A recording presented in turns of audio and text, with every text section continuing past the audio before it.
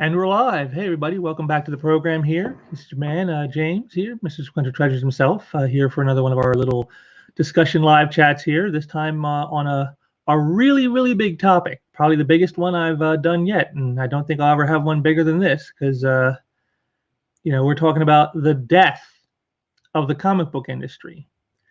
But before we get into all that, I just want to say to all you out there, I hope you're doing well. I hope you're keeping safe, keeping in good spirits, and with this crisis that we're dealing with, that I will, from this point forward, call the CVI. So I hope the CVI is not affecting you too much, and that you're able to, navigate these crazy waters we're in today, in this world that we're in. And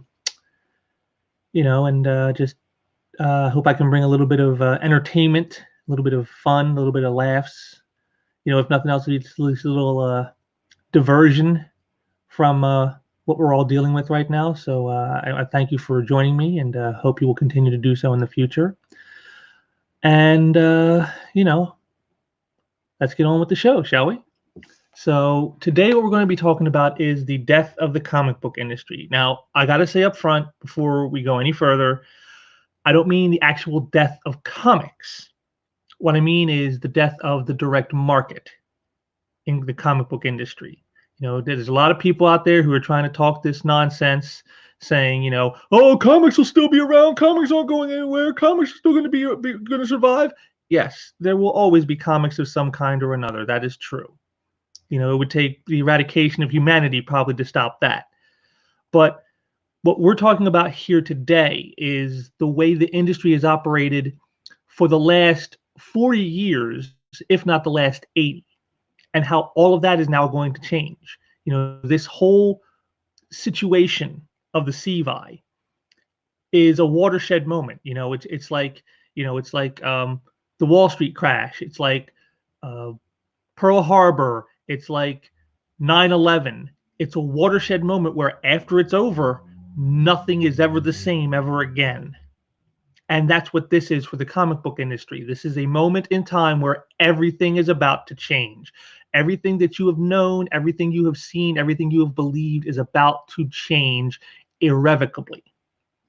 And there's a lot of people out there who are in denial about it. There are a lot of people out there who are angry about it. There are a lot of people out there saying, I told you so about it. There's a whole lot of stuff going on in the industry. It's happening so fast and so quick. I mean, you can't even really keep up. I've been playing this live stream for over a week, and it's just every time I went to go think I should start to do it, something new would pop up, and then something new would pop up, and it's crazy how fast everything is changing. And I think it's important that we document this for posterity's sake.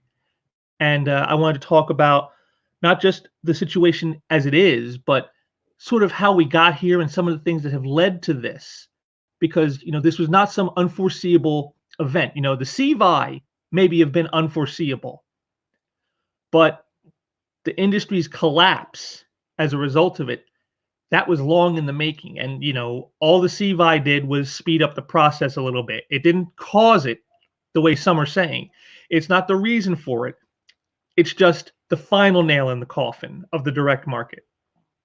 That's what this is. And we're going to go into this. I'm going to show you some articles. I'm going to show you some, posts from Twitter and other places, from people, and even some video stuff, because I think it's important to note, why some of this is happening, because there's a lot of people out there who are refusing to believe certain aspects are true, even when anybody with any modicum of sense would be able to see that, no, in fact, this is true. This is definitely a part of things, and you can't just deny that. So we're going to go ahead and get here and get things started. And let's see.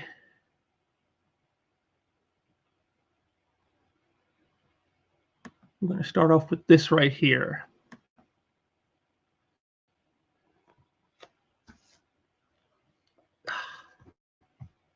There we go. Bleeding Coal, you suck so bad.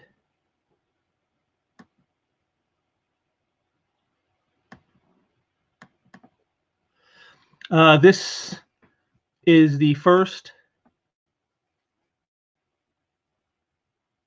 the pieces here. This is the one that started it all, basically, back on the 23rd of last month. We saw this. Let me see here. From everyone's favorite hobgoblin, Rich Johnson. Diamond Comics distributors no longer taking in new comics. This was what got the ball rolling. This is when we all knew that things were not all good and hunky-dory as they've all been telling us to. So I'm just gonna try to read through this quickly, and then we'll move forward. Bleeding Cool has been informed by multiple senior industry figures that Diamond Comic Distributors is requesting that no more product be shipped to any of its warehouses until further notice. Product already in its warehouses will be distributed such that it can, but after that, they will be distributing no more comics, magazines, books, toys, games, or any other product until further notice. Diamond Comics Distributors are the exclusive distributor to the direct market of the comic book stores for Marvel, DC, Image, Dark Horse, Dynamite, Boom, and many, many more publishers. Without Diamond, that would be it. But I have also been told to tell people not to panic.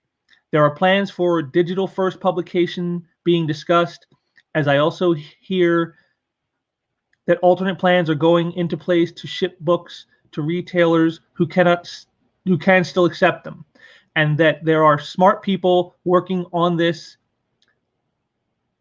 with the industry's best interest in mind. And it shouldn't affect this week's comic books. Many stores already have them. I have also been told that it is advisable that comic retailers and publishers in the U.S. look into the recently announced new forgivable loans for businesses under 500 people. That is a first come, first served situation. Now, this like I said, this right here, this is the beginning of it all. This is where everything starts. Diamond Comics has been the main and exclusive distributor, pretty much. It's a virtual monopoly, even though by some technicality of law it did not qualify to be stated as a monopoly, but effectively it is a monopoly. This is the people who provide all your comic shops and any place that even carries comic books their product. These guys right here, and they are no longer now distributing anything. Now granted, there were a lot of stores that were already closed because of, the CVI, in certain states and certain principalities where they said that, we want any non-essential places closed. And so many shops closed for that anyway, but there were still ones that were open, and they were the ones that were most affected by this. This right here tells you where all the industry's problems truly began, because by letting Diamond become an effective monopoly, it left no room for error for anything. This kept everybody beholden to them, and all it would take is for something like this to sideline them, and then you sideline basically the entire industry. This is where it all begins, folks. But even in the wake of this, as you saw in his piece here, Rich Johnson is trying to play up that, there are other possibilities. There are people still working on this to get around this. And how are they getting around this? Well, by publishers breaking their Diamond exclusive contracts, saying, we're going to go look into other distributors since Diamond can't do this, going to digital first, putting out books digitally on the internet so people can read them there. Never mind that kind of would hurt the comic shops more than help them, but I guess that's how that goes. Just so many things. Everyone's scrambling like chickens with their heads cut off, looking for something to cover this, when this was a foregone conclusion that at some point it would have to be this way, that you would come to a point where if something happened to your sole distributor, you're going to see this outcome. So it's amazing to me that no one ever stopped to consider it. So, this is where we begin. This is where we begin with all this. But it doesn't end there. It doesn't end there. It's only the beginning. This is how things are moving forward. But because, like I said, as this wasn't a surprise to anybody except for those who are just completely moronic and not paying attention to anything. Because I was about to show you here with this.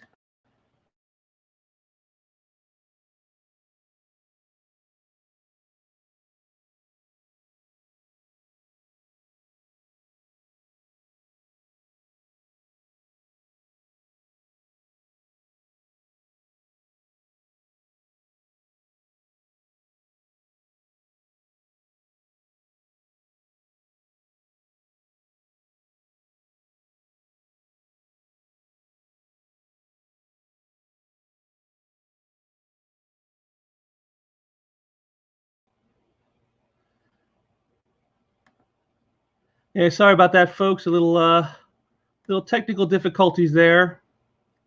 Tends to happen sometimes. That's how we boomer it up around here.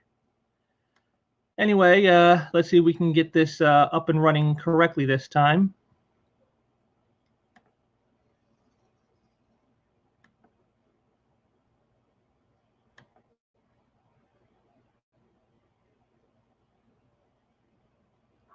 This is a story here from Forbes.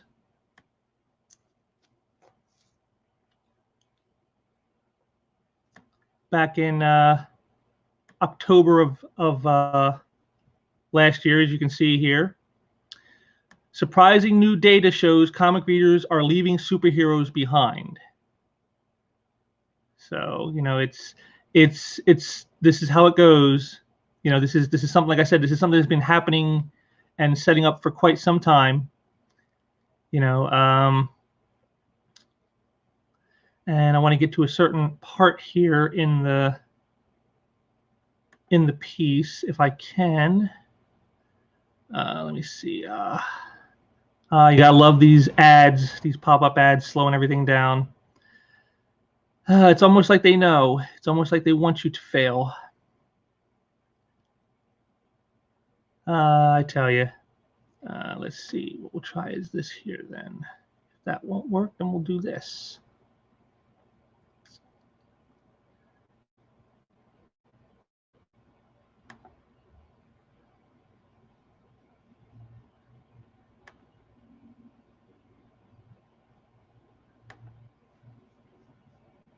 Okay.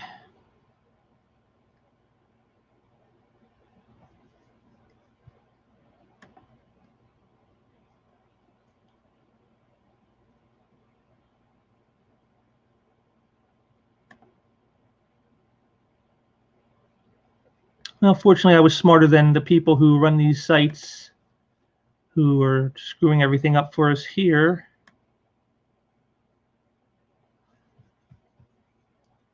And I copied out the parts we needed. For the first time that anyone can remember, superheroes are not being outsold in their native medium. American comic books and graphic novels by other kinds of content, notably kid-oriented fare and Japanese or Japanese-inspired manga.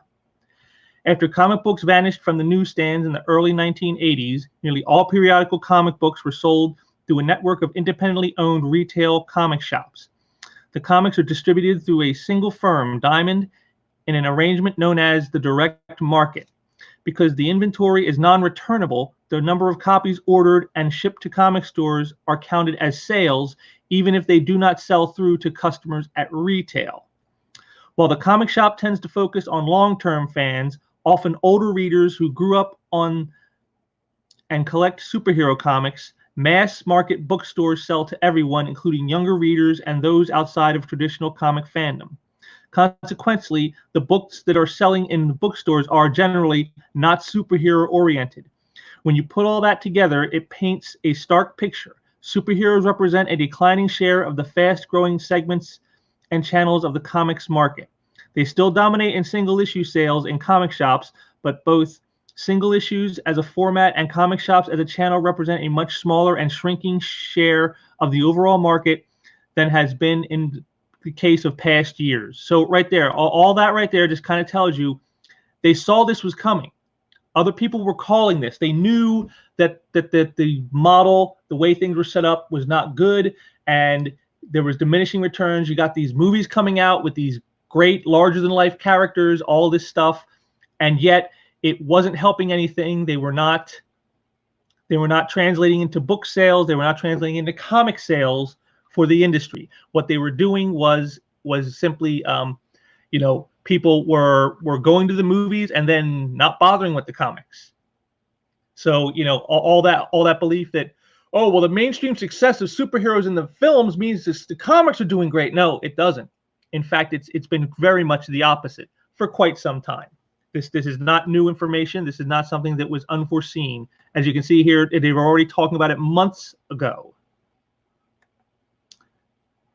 So there you go. It's just more of the same. And we all, like I said, all of us who are part of this, who are in the industry to any degree, such as I am myself. We all saw this was coming.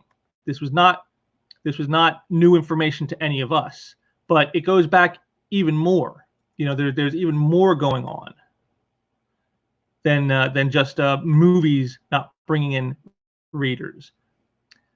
Now what we have here is a story from The Guardian from back in April of last year. So now we're talking a year ago, one whole year. Why are comic shops closing as superheroes make a mint? As the latest Avengers film is expected to take in $1 billion in its opening week, but the shops that are those characters' natural homes are battling to stay in business. You see, there it is right there. We got it right there for you. And again, I'll just take some excerpts here from the story. While superheroes have never had a higher profile, the gap between cinema and comics has never been wider. These days, when you could pick the latest issue, pick up the latest issue of Spider-Man or Batman from the news agents' shelves, are long gone. Last week, comic writer Ron Mars, yeah, we all know him, don't we? We've all seen him before in some of these discussions we've had, tweeted that during a presentation to a school class, one girl raised her hand and asked him where she could actually buy comics. There isn't a huge profit in comics and graphic novels, says Jared Mayland of OK Comics in Leeds. Nobody gets into comic retail to be a millionaire. We do it because we love comics. Unfortunately, closures are a more and more common topic on both sides of the pond. My comic shop makes enough to get by if they make cuts, but some retailers depend on the generosity of family and friends to help support the shop. And then another retailer by the name of Woods comes in and says, superheroes have never been more in the public eye, but people don't come out of the cinema after watching the latest Marvel movie and head to the comic shop. They'll go online and buy graphic novels at prices that shops can't compete with. I think that in the future, the industry will move away completely from monthly comics and just produce graphic novels. But given that the monthly comic market is so important to the survival of physical retailers, it's worrying. See right there, again, once more, all this stuff has been preordained. They knew this was coming. They saw the writing on the wall. And yet there are people saying that, oh no, comics are just fine. The industry will, once the things start back up, it'll be just like it was before. No, it won't, because it wasn't like it was before, even back then, a year ago, and we already saw what was happening. We saw what was going on. It's amazing to me that people are this blind, willfully blind to what's going on. And again, but it's slowly starting to change because you're seeing things happening that you never would have expected. For example, we got this story here, which I'm about to share with you, which really points to just how badly things are going for the comic book industry. Donnie Cates calls on Hollywood to help the comics industry. Now, this is from an archive site. I tried to get this directly from Comic Book Resources, but for some reason, it was missing. I can't imagine why. Could it be because this is what's now showing the truth of what's going on, because they can no longer hide the fact behind flowery phrases and hope? I wonder. Marvel Comics writer Donnie Cates called on Hollywood to lend a helping hand to the comic book world amid the struggles the industry is facing as a result of the CVI pandemic. It would be pretty amazing if even one of the actors who became multi-millionaires would give a little something back to help the shops and creators who enable them to have their lives, Cates wrote on Twitter, seemingly referencing the actors who have famously played comic book characters on the big screen. It's amazing, isn't it? Continuing. Comic book artist Cully Hamner chimed in with his own addition to Cates' proposal, referencing Marvel and DC films specifically. Like, if any of the main actors and or directors of the big two comic movies adopted a comic retailer and paid their rent for 6 months up to a year, that would be cool, he added, saying, hell, even 3 months would help. The call for the film and television industry to help the comic book sphere is this in this trying time is not surprising. After all, comics have served as the source material for movies and television shows for decades, and with more recent offerings helping to rocket Marvel and DC characters into the mainstream. So you see, there it is. They're begging Hollywood. They're begging Hollywood to save them. You know, these creators who are narcissists themselves are now begging other narcissists to save them. You're rich and famous because of stuff that I wrote. You need to give some of that to me to help me so I can survive. You need to keep my industry alive so that I'm not out of a job. Isn't it amazing? These people have spent years denigrating the audience of comics, denigrating the readers, denigrating the consumers. You know, calling them all sorts of names: Nazi, racist, misogynist, bigot. You know, all the big stuff that you call someone to try to silence them and to shame them and to make them seem, you know, as if they are beneath contempt. And now, when their backs are to the wall, they're crying to other narcissists to save them. Narcissists who never cared about them in the first place. Do you think Brie Larson cares about comics? Hell no. Do you think Chris Evans cares about comics? Hell no. Do you think Kevin Feige cares about comics? Hell no. These guys don't care about comics. They never did. Comics were just the medium used to get them what they wanted. They wanted to make movies that made millions of dollars so that they could be rich. That's all they care about. If comics were to die, they'll simply move on to something else. Oh, I'll start using novels, or I'll start using old television shows, or anything. That's just what they'll do. They're not going to save you. They don't care about you. They never did. But it shows you just how deep this denial runs in the industry, that they think that everything can be fine because someone else is going to save them when they've created all this problem themselves. This is all on their own heads. And you know, it needs to be stated as such. It needs to be seen as such, because that's what it is. This is the denial that is going on.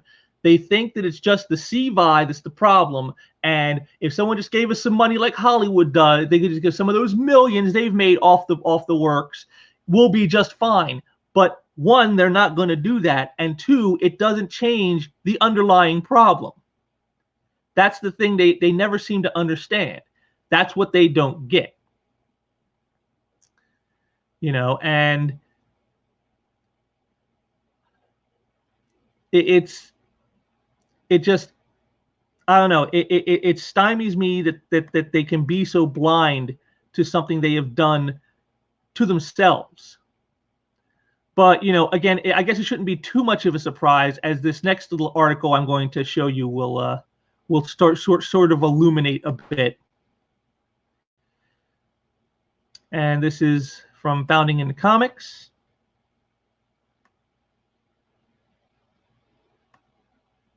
It's a little opinion piece one of their writers wrote just a few days ago, talking about the irresponsibility of the make the new characters argument to these creators who have trashed the icons that are so beloved by people.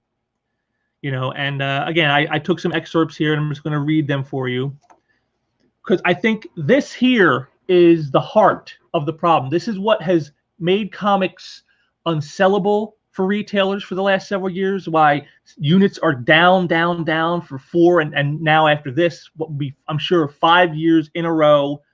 This is what's causing the problem. This is where it's all stemming from. The coalescence of postmodernism and Marxism came to the following sequential conclusions. There are an infinite number of interpretations of a text. There are an infinite number of interpretations of the world. Therefore, objectivity is meaningless because everyone operates on subjective observations and value judgments. Now, just to give you a quick side, this is when you see people talking about like my truth or my experiences. You know, they're not focused on an objective, you know, like the truth. It's my truth that matters, and my truth that is valid above all else. Continuing. Therefore, any hierarchy which privileges one perspective above another is evil. Therefore, hierarchies are only predicated on the immoral misuse of power. Therefore, hierarchy should be abolished in favor of equity, equality of outcome, to ensure there aren't disparities in evaluating differing interpretations as valid. See what I just tell you? Continuing. Therefore, to implement this, the current hierarchies and distributor of power must be inverted and redistributed. Therefore, the oppressed groups must oppress their oppressors to rebalance hierarchical power, and as said power is amoral aside from its outcome, any method to do so is permitted. Now, see, this goes right to the heart of what we've talked about in many of these discussions before about they're attacking the consumer base. The consumer base is a hierarchical power to them. And it states that this is the canon of the characters. This is the continuity. You know, comics are escapism, not a political platform for you to launch your political tirades on. We want you to entertain us and not lecture us. So this to the creators is seen as oppression. You're oppressing me. You're oppressing my ability to create. Because we are holding them to a standard that is objective, a standard that is one that is better than another. Like, this perspective of objectivity is better than their subjective view of the world, and therefore they are being oppressed. And so now, in the name of striking back against that oppression, they must oppress those who they see as the oppressors, which in this case is the audience. And that's why they'll go out and call them every dirty name in the book. It's why they'll tell them, I don't want your money, Nazi. Don't buy my work. And they'll do this thinking nothing of it, because in their minds, they're permitted to do so. This is what must be done to bring about the quote-unquote equity of balance that they believe they can from their subjective viewpoints, to make all views valid, even though any rational mind would tell you, no, not every view can be valid. Every view can exist, but not every view is valid. I mean, to give you an illustration here, let's take Middle Eastern culture that says, there are places in the Middle East where women are not allowed to drive, where women are not allowed to wear the clothes they want to wear, where women are not allowed to wear makeup or get an education. These things are seen as wrong. That is their view of their society. Now, us here in the Western culture, we're like, no, women have equal rights to men. They can be anything they want to be. They can do anything they want to do, as long as it's, illegal. They have a right to an education. They have the right to a job. They have the right to self-determination and to do what they want with their bodies and with their clothes and all these things. Now, which would you say? Would you say both those are equally valid? No, you wouldn't. You would obviously say that, well, Western culture is superior and better because it's allowing freedom for not just men, but for women as well. And freedom is the state which everybody would want. So therefore, by that objective standard, the Western culture is better. But in the mind of, a postmodernist Marxist, no, all those are valid, and to put one above another is wrong and evil, even though what you're standing against in this case is oppression itself.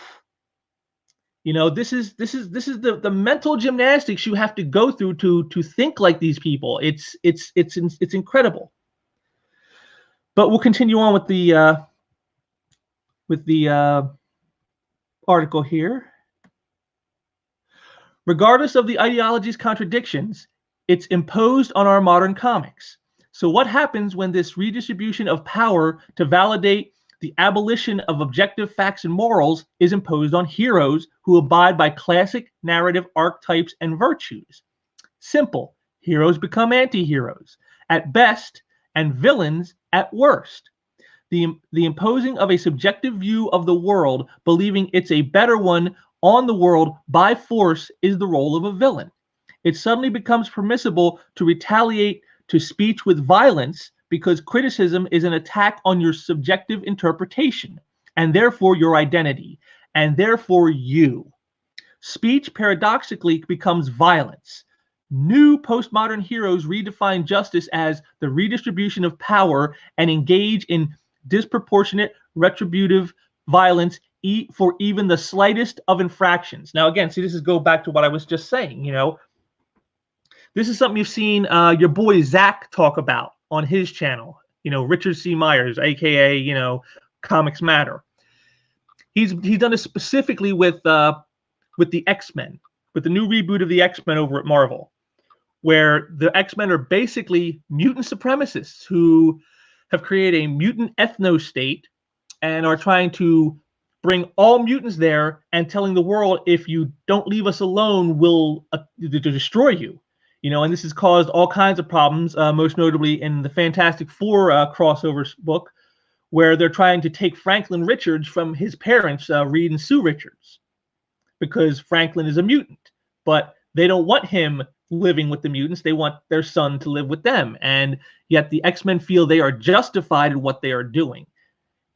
Actions that any of us would see, someone trying to steal your child from you. My God, can you think of anything more heinous? But yet, in the eyes of these X-Men today, that's perfectly fine because, well, this is our subjective view that mutants need to have their own space and cannot can be condoned to coexist with humanity, and so we need to bring all mutants together, whether they want it or not. You see, this is what we're talking about. And again, they talked about in this, that it's permissible to retaliate to speech with violence because criticism is an attack on your subjective interpretations and therefore your identity and therefore you. And again, this is something we've seen from the creators in comics themselves. When you criticize these works, these horrible, postmodernist, Marxist, woke works that they're creating with these heroes, and you criticize the work, they feel that you are harassing them. They call that harassment. Criticism is harassment. And therefore, when they go out and call you a Nazi for that, they are justified because you are attacking them. And especially if they are a creator of color, or they're a female or a trans creator, now it's not just a case of you're being critical of the work because you're because of a political viewpoint, but you're being critical of the work because of their very identity. And this is the disconnect. These people who are complaining about the books truly don't care what gender you are or what race you are or any of that stuff. All they see are characters that they have read for decades being altered and made unrecognizable by people who have this postmodernist view of subjective truth and are implementing that on characters that basically, when you get down to it, the world of superheroes is black and white. It's, good guys versus bad guys. That's what you do. And, in the subjective view, there is no real bad guys outside of those any individual would find bad. This guy over here doesn't believe my story. He doesn't believe my truth. He's evil.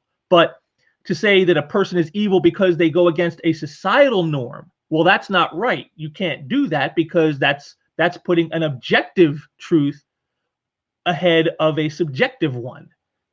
Whereas in all views are equal. So villains being villains, they're not really villains. They're just misunderstood because, the world doesn't listen to their truth. It's really, a very twisted ideology that is being followed here. And we'll end on this with this article here. Without greater consumer consciousness and a reorientation of the industry towards an ethic of individualistic exhibitions of virtue constituting heroism, laughable characters like Snowflake and Safe Space will continue to kamikaze the profit margins of the comic books into obsolescence. I say we hold off on going gung-ho on bloating continuity with a cavalcade of new characters and only focus on high-quality iteration on flagship titles until we uproot the bad actors in the industry's midst and settle on a sustainable business model as a fandom. Currently, waiting for new characters untainted by the derangement signature of the contemporary zeitgeist is a forlorn and fiscally unattainable hope indeed. And that's it right there. This is why comics aren't selling. This toxic ideology of subjectivity and postmodernism on the classic hero, the virtues of what it means to be a hero, is why these characters no longer resonate with the readers that they've driven away. And it's why the creators feel no compunction in attacking those readers, because they see them as oppressors who are trying to force a hierarchical, standard upon them that they don't feel should be there, because all truths are true, not just there is no the truth, there is just my truth.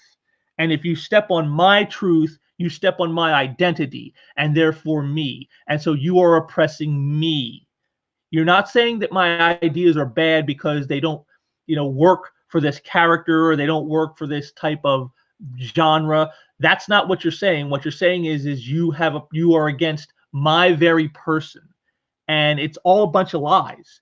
It's blatant stupidity.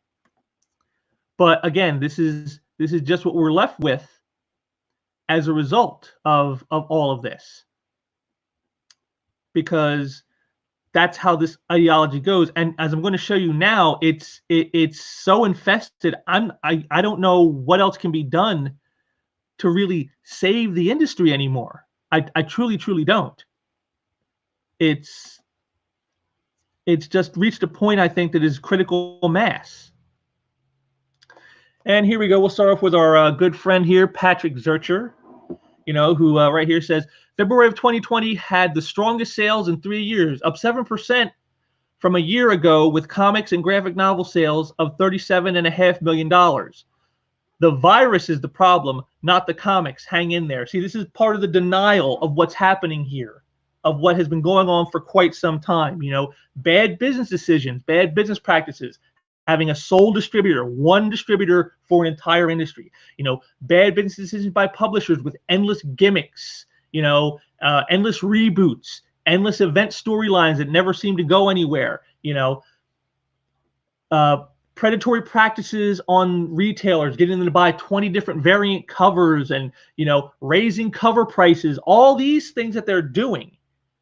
These were bad enough, but when you factor in, again, all this ideological stuff that I've just explained to you, and how this ideology has this toxic ideology has infested every facet of the industry this way, where you now attack your consumers. This is a problem that I don't see any easy outcomes or solutions to. And here's our good friend Tim Soyle. This is a terrible idea. I just got curbside pickup at Austin Books yesterday, no problem. Diamond is a monopoly. With no way for comic shops to get product, the entire industry will collapse. The entire industry, from publishers on down. This is horrific. Yes, it is, Tim. Yes, it is. But again, this was preordained. This was coming. Without the CVI, another year and a half, we still would have been in this boat, because numbers are still falling. They're still going down. Units are going down. They were going, like I said, the last 4 years, unit sales are down 4 years straight. And so far from what I saw of the first couple months of this year, unit sales are still down. So we were heading in that direction anyway. And now with the total shutdown, well, it's obvious this year will be a down year, no question. And it's not one that I think the industry will come back from. But when even soy boy stains like Tim Doyle can see this, and people in the industry can't, it just tells you what a real problem this is. Here's Batman writer Tom King, who practically destroyed that character. He goes, I'm reminded of comics' lowest moment in the mid-50s, after the Senate investigation when we lost so much.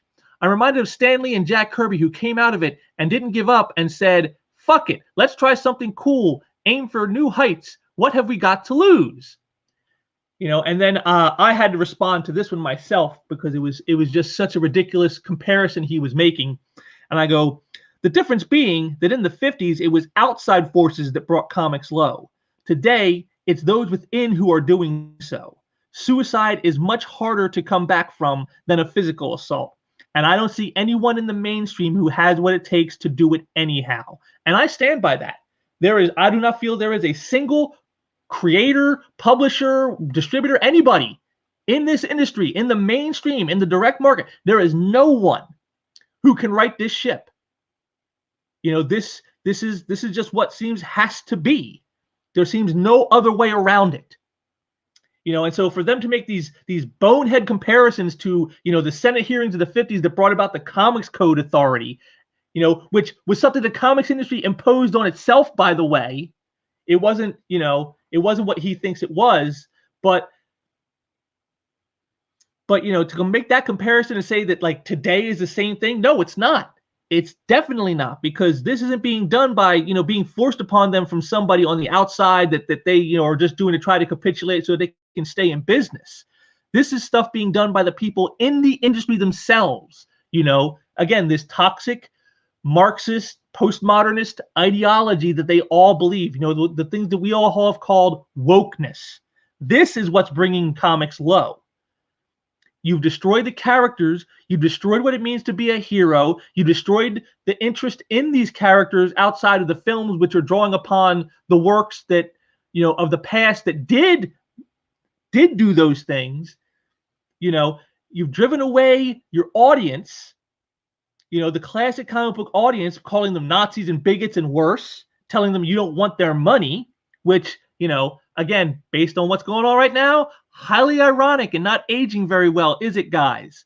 You've done all this, and that's what's brought this about. The CVI is just the final nail in the coffin. It wasn't the cause. It's like a better analogy would be the death of the dinosaurs. We talk about the asteroid that killed the dinosaurs, but that asteroid really didn't kill the dinosaurs.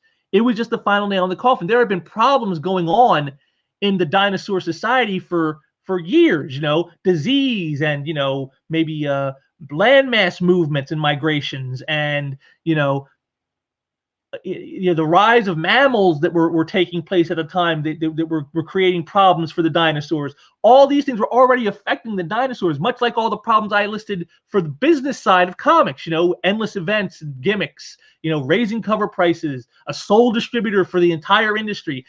These are like the dinosaur versions of problems within the dinosaur society. And then when the asteroid came and nailed them, well, yeah, it may have killed off a lot of them, but they were already heading in that direction anyway. This just sped up the process a little bit for them. And that's what the CVI is here. It's just speeding up the process for the death of the comic book industry that was always coming, because this is the trajectory those within the industry have put it on. Here's Brian Michael Bendis. Certainly more important things going on, but for those who deeply care, comics are not canceled. They're not being made safe. They're being made safe right now. When they return, they will be awesome. Stay home and read comics. I'm a little older than some and remember situations like this, and we got right back to it. Except, Brian, this isn't the same thing. Even in those past events you're talking about, this distributor did not shut down.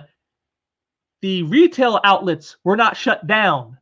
You see, this is what I'm talking about. The market as it was for the last 40 to 80 years is not coming back. This is the denial I was talking about. This is what they're doing. They think this is just some little hiccup and it'll all go away in a few weeks, but it won't.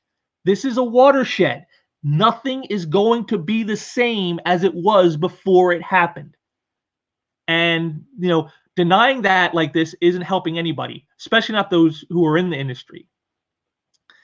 And then now we're going to get back to, some stuff we've seen before, but I felt it was relevant to bring it back in. Patrick Zurchers. Why is every Comicsgate guy obsessed with customer service? They want pros to warm up to them, and yet the insults I've seen aimed at people I've worked with, at myself, if a waitress served you a meal you didn't like, would you call her a whore? And then, of course, Ron Mars. There's a deep misunderstanding of who the client is. And my business card says writer, not customer service. You see this? There it is. There it is. This is the mentality that has brought about what we're seeing. This right here.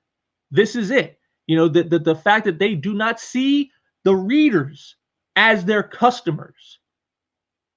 This is why. This is why the shutdown, the collapse happened so quickly.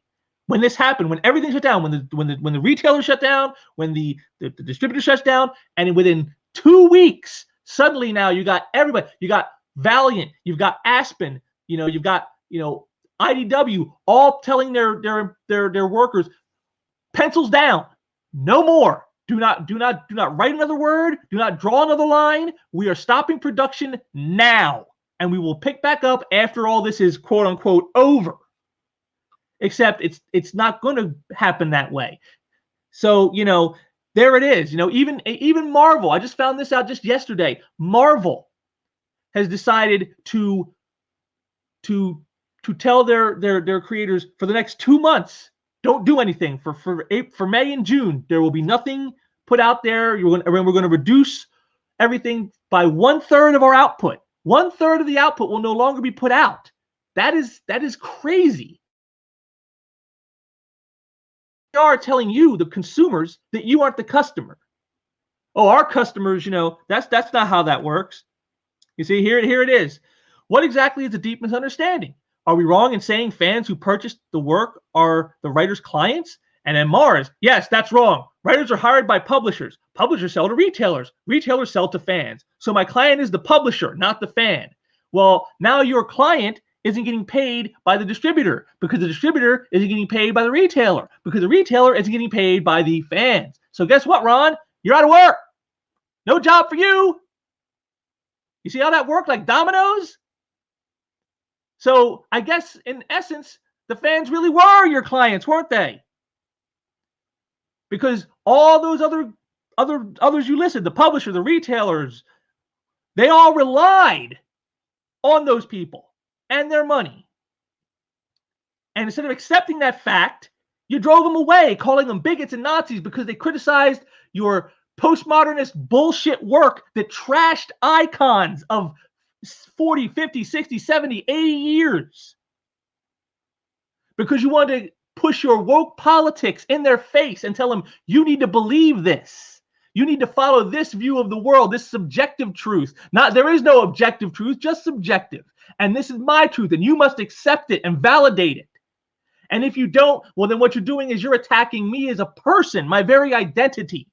And therefore now you are a bigot, and I'm justified in calling you bigot and telling you, I don't want your money, Nazi. Where's it gotten us, Ron? Where? Again, more stupidity from these people.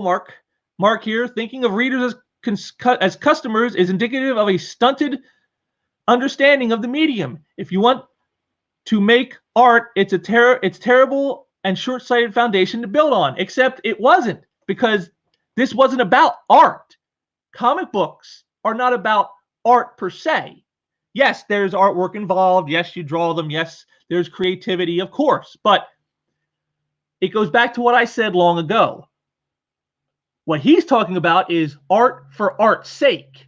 That's about expression. That's about expressing your views and your thoughts and whatever else you feel you want to get out there in the world. I'm creating this art for the sake of it so it can exist in the world. That's what you're doing. That's art for art's sake. Comics are not art for art's sake. Comics are entertainment.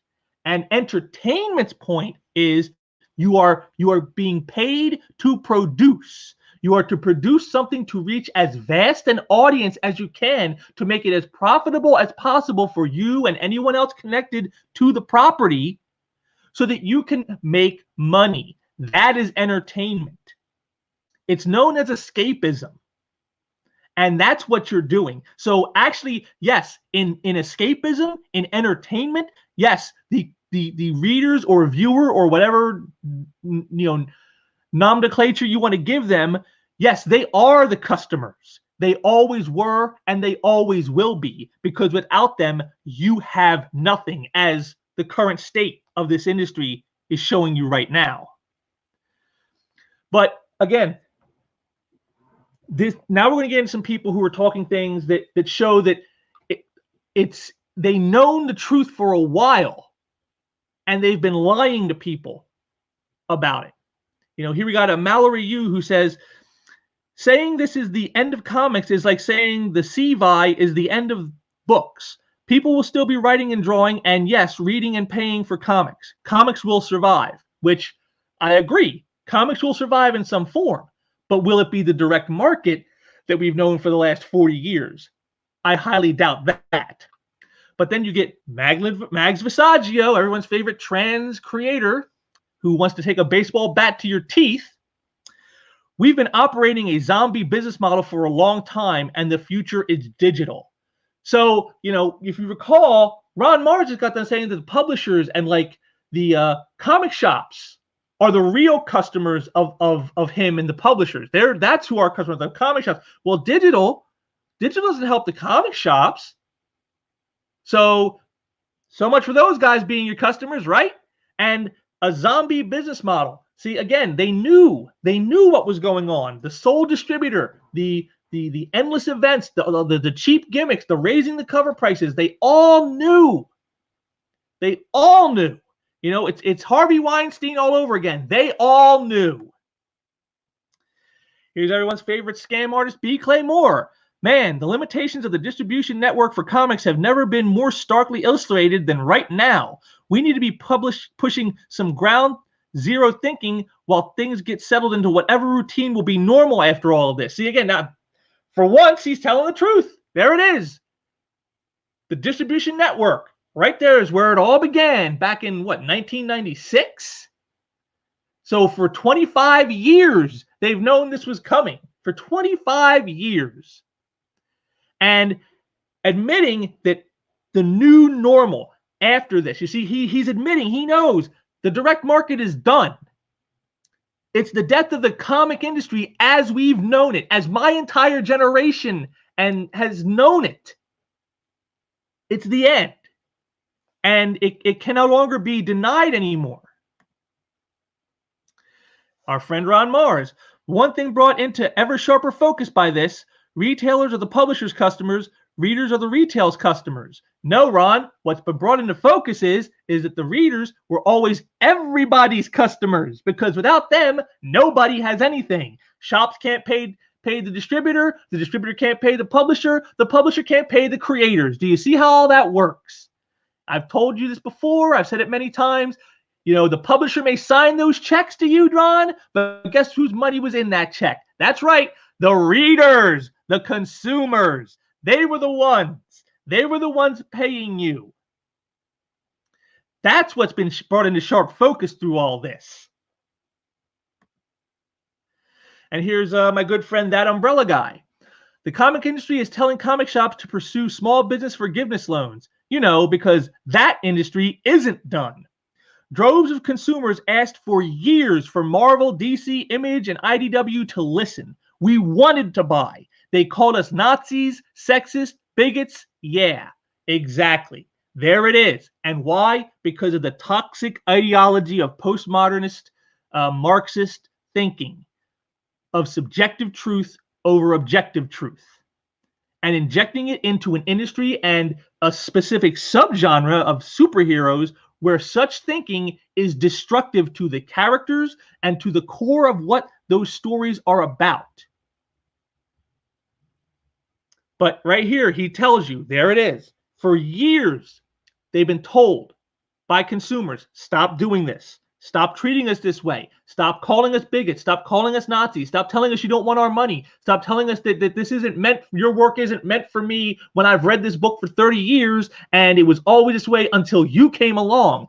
Stop doing these things and give us what we want. Go back to telling those objective truths. Go back to that objective standard of what a hero is, a paragon of virtue. Go back to that. Stop altering these characters in ways that are making them unrecognizable to us.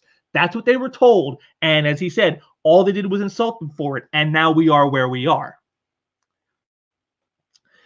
Nerd Roddick here.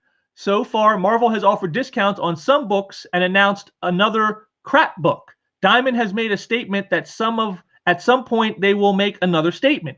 DC Comics and their leader Jim Lee hasn't said shit. RIP comic shops. And this, again, you can see this from March 21st. Jim Lee has since come out and said something, But he hasn't said much about what he's going to do as a publisher to help retailers or try to help restart the industry. His plan is, I'm going to draw some sketches and sell them and give the money to comic shops. That's his idea. That's his plan. It's laughable. It is frigging laughable what these people are doing. And again, our good friend Patrick Zurcher again, also political beliefs have nothing to do with the pro-fan relationship. People from all walks of life argue politics with one another. To which Tonix says, when someone selling a product refers to potential customers with all kinds of awful labels and smears, why would those potential customers want to spend their money supporting that? Is this difficult to grasp? Well, obviously it was, which is why we are where we are. This is, again, the political beliefs, because that's, even here, as much as they want to deny things, they can't. They know they have made the characters way more political than they ever were meant to be because of the political ideology most of these people follow now. And they don't see or don't care the damage it's done to the characters, to their legacies, to their publishers, to the industry. They don't care. Their politics matter more. And that's really what's destroying the industry. And now what we're going to do here is I'm just going to slowly over time bring you some more posts. This is just to give you a good long example. I'm going to try to roll through these quickly, but just a big example of some of these are you've seen before, some of these you haven't. I got some new ones, and I got to give a shout out again to my friend Tug, that umbrella guy. He hooked me up with a few new ones. So shout out to Tug. Go check out his channel. It's good stuff. You got to see that. You got to see what he's doing there. But these again would take your moment here and read these. While I'm flipping through them, because this shows you this is what they've been saying to consumers for years. This isn't something that just happened in the last few weeks when everything collapsed. No. This has happened for years leading up to this. This is Aubrey Sitterson's famous one where he insults people who weren't in New York City on 9/11, who are trying to show sympathies and remorse and respects and prayers for what happened on that day. Here's King Baby Mark Wade telling a fan, don't buy my stuff, which I guess they took to heart, because look at what's happening. Look, this has aged very well, hasn't Marky Mark?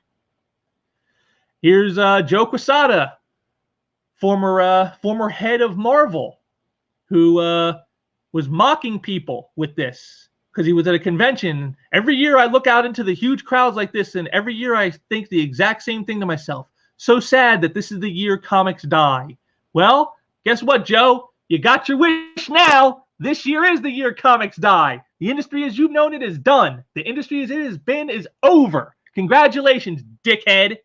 You're only off by about 6 months. You were just 6 months off your prediction. Congratulations. Here's another one, Jerry Dugan, who's writer for Marvel on Cable and Savage Avengers and a few other things. Insulting a fellow artistic person, saying, wishing you success in your continuing journey outside comics. And then Rebirth coming in with, no wonder the industry is tumbling, so professional. And then Jerry comes back in to insult the fans some more. You ding-dongs don't get to show up in my mentions and keep your civilian status. You can say whatever the hell you want, anywhere you want, except in the mentions of someone else. Never mind that this was on a thread that was not his own. He inserted himself into this thread. But, of course, logic is not these people's strong suit. To which it only denigrates from there. Someone calls him an asshole, which obviously he was. And then you can see here what he says in response. This is how they handle that. This is how they handle criticism. This is how they handle people who disagree with them. This is how they treat consumers. David Brothers, formerly of Image Comics, currently is Viz Publications, here throwing out a threat of violence to anyone who's a member of Comicsgate. That's what the comics' favorite hate mob is in his eyes, is Comicsgate. Consumers who were some of the loudest to say stop doing these things that we know are hurting the industry and the characters. Here he is throwing out a threat of violence to them. This is how it goes. Moose Bauman, a comic colorist, calls somebody, go F yourself, Nazi ass clown, to which someone comes in, you seem nice, and then it's, well, you see where it goes. This guy, he was completely justified, wasn't he? There's a famous one from Alana Smith, threatening people who voted for Trump. Both in and outside the industry. If you were a creator who did, or you were a reader who did, well, they're going to remember, because, we're going to get you. And here's Tom Brevoort with another badly aged tweet. Editor Tom Brevoort at Marvel. It's kind of baffling that you view having a small audience as desirable. I don't view that as desirable, but bigots can keep their money. Marvel has always been about inclusion against intolerance. So, yeah, that's really aged well, hasn't it, Tommy boy? That one's really aged well. Yeah, the bigots can keep their money. And they did. And look where you are now, boy. Here's another one. Again, just attacking consumers. Calling them, half the dirty words they can in the book there to insult them. Gee, I wonder why they didn't buy those works. I wonder why those books had failing sales. I wonder why. It's a mystery of the universe, I tells you. Here's DC editor Andy Corey, the man most notably known for having killed the Vertigo imprint at DC with wokeness by bringing in, people who were, let's just say, less than savory. And, basically just telling fans that the reason that they're upset about the comics is because they're the bigots that the heroes used to beat up when they read them as kids. Oh, well, that's very nice of you. That's very nice of you indeed, to tell your audience that they're a bunch of bigots and that they deserve to be punched by their favorite heroes. Again, violence, no problem, because, more reasons. Here's everyone's favorite fat boy, Dan Slott. If I wanted to sell more comics, I'd shut up about gun control, climate change, gay marriage, etc., and make everybody happy, but F it. So again, there it is. He admits, he knows injecting all these weird-ass politics and wokeness into the work is, driving people away, and they're not buying the books, but F it. I don't care if I sell the comics. I get paid by the publisher, so screw you. No, Dan, screw you. Because now who's the one laughing? Who's the one sitting at home now with nothing to do and no future in an industry that you've destroyed? Yeah, who's laughing now, Pudgy? Who's laughing now? Gabby Rivera, writer of America Chavez, the original series, showing off her own racism and sexism towards white men. Trying to say that, just their mere presence triggers her. Well, if that's how you feel, well, that sounds like a problem for you, not for the white guys. But again, it's okay to attack white guys because that's the approved target. That's how it's okay to attack certain people. Al Ewing, writer of The Immortal Hulk, proudly stating how much he uses his block button to chain block people, to block tens of thousands of customers and potential customers, not for anything they may have done, but simply for following somebody he doesn't like. I don't like this guy, and if you follow him, I'm going to block him and all of you. Yes, that's a good idea, Al, because God, everyone knows that, guilt by association isn't something that only, dictators do, right? And here's everyone's favorite soy boy, Donnie Cates, who's actually complaining now about the current situation. People who think it's a cool time to jump into threads about positivity during hard times with the express intent on being an asshole or shitting on your work or the end of your jobs are literal scum. I know life is hard, and I truly hope you and your family are safe. But from the bottom of my heart and with the deepest sincerity, fuck every single one of you. Wash your hands, take care of your families, be healthy, stay inside, and with all your newfound free time, get fucked. Thanks. Much love. Gee, I can't imagine why consumers wouldn't buy his work. I can't imagine why he would then have to go online complaining about piracy and why him and his fellow colleagues can't make a living. I can't imagine what could possibly have caused that to happen. It's amazing how this out of nowhere. Can't you see? Here's another racist tool bag, Quesada, another colorist. It seems a lot of colorists are scumbags in this industry for some reason. I don't understand it.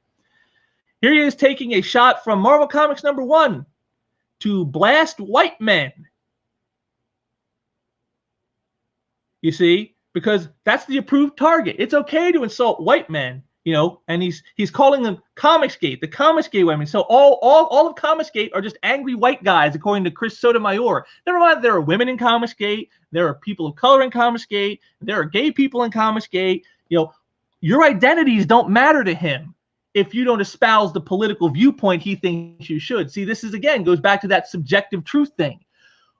Black people need to think a certain way. Women need to think a certain way. Gay people need to think a certain way. And if you don't think that, if you don't mouth the rhetoric that a guy like Chris Sotomayor thinks you should, well, then you're denied your very identity. But that's okay for him to do. But if you did that to him or one of his, oh, well, you would be the worst Nazi bigot to ever walk the earth since Hitler. Which, of course, is why he has to bring in Namor, who fought Hitler in the war. You see how it all works? The hypocrisy. The hypocrisy.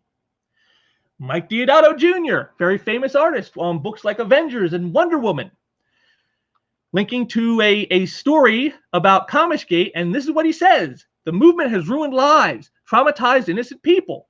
Why isn't the police involved? Why is not a law? There is not a law these people are infringing. Why aren't they in prison? They are hurting innocents, making profit of it, and nothing happens to them. So because you have opinions he doesn't like and you express them publicly and you tell him he's a piece of garbage because he attacks people based on their race, based on their skin color, you know, calling people all kinds of names and calling them Nazis and bigots, because you find that objectionable, you deserve to be put in prison for wrongthink. This is Mike Deodato Jr.'s thoughts. You need to be locked up for wrongthink. Yes, no, I'm sorry, Mike. 1984 was not a how-to manual. It was supposed to be a cautionary tale. You stupid son of a bitch. Here's more of his stuff. Comicsgate is a hate group. Never mind, he's the one advocating for people to be put in prison for wrongthink. Gee, isn't that what a hate group would do? Gee, I wonder. And here's B. Claymore again. This time trying to dox a critic whose identity is not known to people. He's only known by his user handle, Yellow Flash. But here he is trying to find out who this person is. Gee, I can't imagine why. Why would you want to find out their real name and address? What's your plan there, B. Clay? I mean, you've only gone after people publicly before, like you did Captain Cummings, and threatened violence on Richard C. Meyer at a convention, wanting to hopefully to trigger him to act out so that then you'd have cause to hit him. Gee, I wonder what your intentions here are. Everyone's favorite scumbag in comics, creator of Chew, John Layman. We think Comicsgaters are a bunch of pathetic jackasses, and therefore it's okay to shit talk all those stupid fucking idiots. There it is. What more needs to be said after that? You know, it's okay to attack these people because they disagree with us, because they do not stand with our ideology, because they do not follow the values we think should be followed, because they have problems with the way we are trashing the icons and we are trashing comics. They have a problem with all of this because they believe in objective truth rather than subjective truth. So it's okay to attack those people because they're part of a hierarchy that must be overturned. That is their view. There it is, spelled out for you in black and white. Star Wars screw off Chuck Wendig. Please definitely shy away from tagging authors in negative reviews. The reviews aren't for us. A positive review, also not for us. At least it makes us feel good. Your only gain in sending us a negative review is making us feel shitty and us muting and blocking you. So there it is again. See, criticism. Criticism is evil. Criticism is wrong. You cannot criticize. Criticize is an attack. Criticizing, pardon me, is harassment. You know, never mind that you're putting your work out there in the public sphere where the public will judge it. That's what happens. That's how it works. It happens with any product you put out there. You will get judged. And so if you can't handle that, Chucky boy, go do a job where you don't have to deal with the public. Don't do a job where you have to put something out in the public sphere. Learn to code. There you go. That's your answer, Chuck. Learn to code. Hashtag learn to code. Everyone's favorite fat auntie, Gail Simone. Of all the creepy deluded gators, the one that creeps me out is the weird uncle dude with the long moralizing videos who never manages to say anything. He's that relative you avoid, yet he desperately needs your constant attention. He should host an EC comic. So comparing him to the Crypt Keeper. Insulting a person based on what? On their looks? Well, gee, Gail, if someone did that to you by calling you a fat fucking bitch, you'd be out there saying, oh, that's misogyny and that's sexist and that's hate. That's hate speech. But yet here you are. But well, as we all know, when they do it, it's always different. It's different when they do it because they're justified. Never mind that actually they aren't justified by any objective standard because they don't care about objective standards. Here's more from Blubberbutt here. It's going to be very important to remember who endorsed Trump, who chose this ridiculous unqualified lump over their country. So again, once again, another one using politics to castigate people, to target people. Everyone's favorite foul-mouthed tard, Max Bemis. You know, basically he's telling people, you know, I effing hate you personally. And if that wasn't enough for you, well, here it is. They can feast upon his ass. Again, how does this work? You know, again, look at that date. December of 2017. Years that this has been going on. Years. Years. This isn't something that's happened recently. This has been going on for a long time. Now we come to another point I want to make, which is it's not just to the consumers that they do this, but to their fellow colleagues who also will not get with the program of subjective truth, such as artist Ethan Van Sciver. You know, here it is. He spells out to people what it is to be a creator in Comicsgate. You know, saying that Comicsgate needs printers and the USPS. We need social media and each other. We rely on those four things.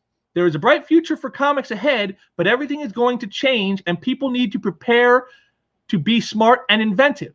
This isn't a time to be passive. There are stories to tell. There's money to be made. There are people to entertain. We're already 2 years into this. We've operated as though the direct market never existed and we're doing fine. Watch what other people are doing and copy what works. Try new things. Most of all, do comics your way, without constraints, without limits, and without fear. Don't be afraid. I'm here for any mainstream creators who want to chat confidentially. I will always help you. Stay healthy. There it is. And this is what has been going on with Comicsgate. It started as a consumer movement, and to some degree it still sort of is. But with creators coming into it, they are now trying to create an alternative to the mainstream. An alternative that does not rely on a sole distributor. An alternative that does not rely on having the correct politics to get a job or ticking off the boxes that you need to tick off. Oh, you're trans. Oh, you're gay. Oh, you're person of color. You know, we need you to write the person of color characters. You know, here it is. You're able to do what you want on your own terms. And all you need is a printer, the post office, social media, and to work in the network with other Comicsgate creators. And you can get around all of those things. You don't need retail shops. You don't need a distributor. You don't even need really a publisher. You don't need any of these guys. And for this kind of thing, as well as his refusal to bow down to the church of wokeness, they have assaulted him probably more than any other creator. I mean, there's others who have suffered too in the same way he has, but not to the degree. And again, you're going to see this. You know, here's scumbag Layman going after Ethan Van Sciver because he got a deal with Dynamite Comics where he would do variant covers that he paid them for the right to be able to produce them. You know, and Layman, here's Layman, you know, this guy GJ Kong, if you don't want anything to do with him, doesn't it make more sense to just ignore him? Your actions come across as more of a personal attack or attempts at gatekeeping. Layman, a lot of people will take silence as tacit acceptance or approval. Ethan was in the news with Dynamite yesterday. I felt a need as somebody who works for Dynamite to let them know, to let me opinion of Ethan again be known. And he goes, DJ Kong goes, okay, and would you place your disdain towards Ethan Van Sciver and his audience over the profit and well-being of everyone that works for Dynamite and the comic shops that could potentially profit? So there you are. These people never cared about this industry. They're you see them, you saw them out there now trying to say, oh, everything will be fine and it'll all be okay. Just relax, everybody, and we just got to get through this tough time. They never cared. Right here, they show they never cared. Screw the publisher. Screw the people that work for the publisher. Screw the retailers. Screw the audience who's enjoying the work. Who cares about any of those? I hate this guy. He must be destroyed. And if that means I destroy the company and everything else along with him, so be it. That's their mentality. That's what they do. Patrick Zurcher. I hoped the next Van Sciver announcement would be that he lost his drawing hand in a bizarre zoo accident. So wishing violence on people and something that would destroy his ability to create from a creator. Moose Bauman again.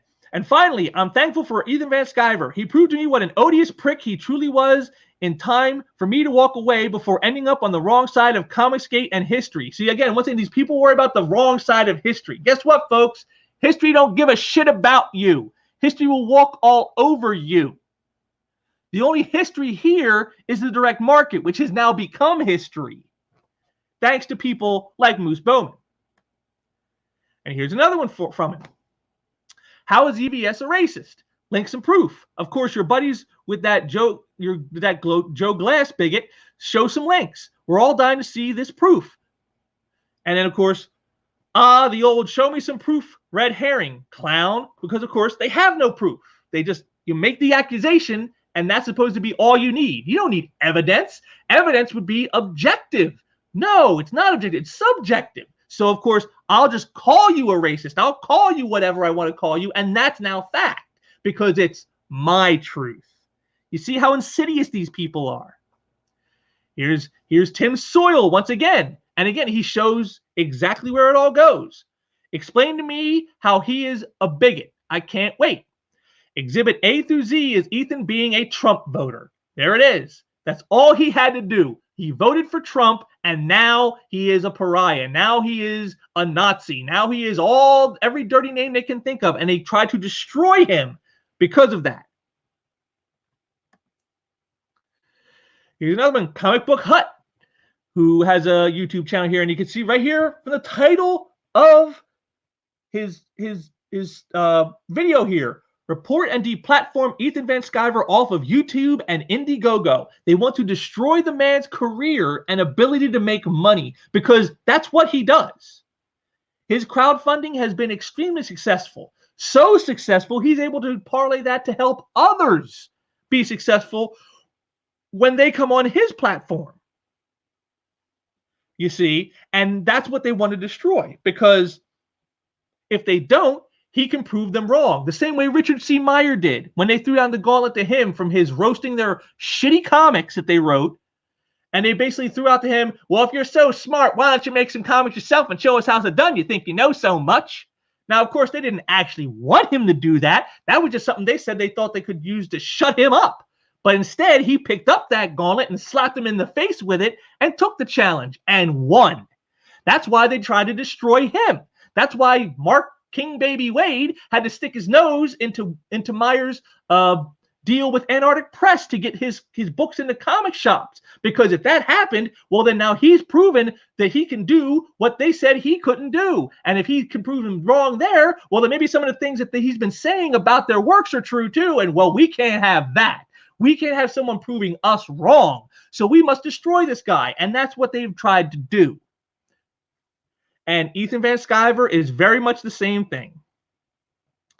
And which all brings us up to ahead to what we're seeing right now. Within the last couple days, this is something Ethan has been dealing with because of a hit piece written by Rich Johnson at Bleeding Cool, some guy who's a comic shop owner and retailer in California who has just opened his shop, I think, like 3 months ago, and now has to close because of the CVI. He's kind of losing his mind, and he's targeting on Ethan. And here's what he says to Ethan based on a Rich Johnson hit piece. By the way, I don't make threats. I make promises, you little bitch, Ethan Van Sciver. I'm coming at you with full blunt force the next time we are at a show together. I am going to mop the floor with your sorry right-wing Trump cock-sucking ass. You'll wish you died of the C virus after 20 minutes of Mike Wellman, you sad and sorry little bitch. I can't wait to get my hands on you. And then it goes even further when he finds out that, well, there's probably not going to be any conventions for quite a long while, if ever again. And Ethan says that that won't happen. He goes, give me your home address and I'll give the police an actual reason to be concerned because I will come to your house and blow your fucking face off your skull. That is a fact. Now, see, this is where it goes. This is what has happened with this toxic ideology of trying to cancel people, of trying to attack people because they don't agree with your politics, because they don't agree with your ideology. This is where it ultimately ends, right here. And here you have a creator getting a death threat. There is no other way to see this. He's threatening to kill him. And yet, the comic book media is silent about it. And yet, the other creators are silent about it. And they are tacitly approving it. They're in the background clapping their hands going, ha, ha, ha, ha, we got you, Ethan Van Sciver, because it doesn't matter that this guy is unhinged and could possibly be a threat, not just to Ethan, but anybody. Could be any creator. The next time it could be one of them. But they don't think of that because all that matters is we hate Ethan Van Sciver. We must get him. And if this guy will do it by killing him, awesome. They are the lowest of the low, these people. And, here's another one with artist Dan Fraga, who just recently came out and joined Comicsgate. And here's the thing. He did a little video explaining why he is. And then this loser here, Robert J. Sheridan, tags in Joe Quesada, Marvel, DC Comics, and Boom Studios and says, please don't give this guy work. He's aligning himself with a hate group that is actively cheering comic pros losing work due to the C virus. He's trash like the rest of them. And so then another person comes in and goes, I love how you immediately making sure he never gets work. He hasn't done anything wrong. Leave him alone. To which Sheridan says, he's aligned himself with a hate group. Good enough for me. And there you are, folks. That's it. This is the mentality. It's not just the creators. It's not just the publishers. It's even in the fandom. People who agree with this toxic ideology. And it's okay to destroy the lives of anybody you deem the enemy. Because the enemy is just evil. They're not wrong or mistaken or misunderstood or any of that stuff. No, they are evil. And they must be destroyed. But, as things have gone on, we've seen creators scrambling themselves. Since pencils down is now the new edict, they're not getting work from the publishers. They got to figure out something for themselves. And here's everyone's favorite loudmouth, Richard Pace, talking about he's going to do a streaming event teaching people how to draw to make money. Because you can see here it's connected to his Patreon account where he can get money for this because he's not getting money from drawing comics because ain't nobody hiring his ass right now. So he's looking to make money. But yet, he wants to do this while he has this. This is his crowdfunded comic that he had done, Midnight Harvest. And as you can see here, it was estimated delivery back in May of 2014. We're now nearing 6 years, and this book has still not gotten into the hands of any of the 100 backers you see here who helped to fund it. The $7,300 he gained, he just pocketed and walked away and gave them nothing. Now you think, since, well, you got no other work from the industry coming in, maybe now is the time for you to try to get this book out since you're only 6 years late, because you got the time now. But no, that's not what he wants to do. Instead, let me go do drawing tutorials on my Patreon for money, and the people here who back this, screw you. You know, they want to call Ethan Van Sciver and other Comicsgate creators on Indiegogo grifters and scam artists. Well, here's your grifter scam artist right here. And he's one of the biggest anti-Comicsgate people you'll ever see. Here's our friend B. Clay Moore, again, attacking somebody, denying them their identity, saying that they're clearly a dude pretending to be a girl. Never mind that he can't prove any of this. But then someone brings up to the point of fact, I would make a bet with you, but I'm sure with your Kickstarter track record, I would never get paid. And why is that? Why would someone say something like that to B. Clay Moore? Well, because here's his book, Hawaiian Dick, which generated over $20,000 from almost 650 backers. It was due out in March of 2016, 4 years, and it still isn't out yet. Again, he could take the time out now to finish that book and get it out because, well, you got nothing else to do, B. Clay Moore. Pencils down, so go ahead and get your book out. But no, instead let me go on Twitter and attack people instead, because that's a lot more fun. And let me e-beg people for money because, you know, that means I don't have to do any actual work. And I can just ignore the fact that I've scammed people for over $20,000. You know, here's our favorite auntie, Gail Simone, who this one really got me. This is where you can see now we're in the stage 3 of all this. You know, first it was denial, then it was anger, and now we're getting to the bargaining phase. Okay, raise your hand if you hope to make comics or even a single comic story, but haven't done so. No judgments. I'm going somewhere cool, I promise. For those of you who raised your hand, I'm going to try something. I don't think anyone's ever done it before, certainly not on this scale. If you're interested in a craft experiment that will help you to learn a lot of important tools to making comics, check later today. I don't care what your politics are or your talent level or background. Everyone is welcome, provided they're open and won't be critical of others participating. If you are Comicsgate or whatever and want to participate, have someone ask to unblock you and please behave. Here it is. She's trying to reach out to people who she has spent years denigrating, years insulting, years making fun of, putting down, because she sees the writing on the wall for the direct market in the industry. But again, she's reaching out this hand, right? The same hand that did this. Sorry, we accidentally took over comics, everyone. Not actually sorry. In a duck-faced picture with Kelly Sue DeConnick, another SJW feminist bitch, talking about women taking over the comic industry and destroying it for boys. You know, sorry, not sorry. Here's another one. The tent pole that hold up the industry are white, cis, and straight, able-bodied, and male. It's okay to chip away at that. So it's okay to destroy straight white guys who keep this industry going. That's okay. Just don't do anybody else dirty that way. This is the woman who's now reaching out saying, oh, I want to help. I want work with me. I'll teach you things. Yes, you've already taught us plenty, Gail. You taught us what a two-faced, backstabbing bitch you are. And that's why no one takes you seriously. And that's why the industry's in the state that it's in, because of people just like you. Here's Donnie Cates again. Seriously, relax, man. I work in the industry and have for a long time. We're doing fine, I promise. People have been saying comics were dying since there have been comics. It's all okay.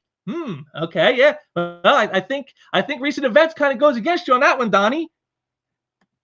But then, here it is. Here we are. More fun. oh, not every, someone says the guy who told everyone to F off. He goes, oh, not everyone, just the racists and homophobes and the people spreading negativity and celebrating people losing jobs. I told those guys to go fuck off for sure. You see, there you are.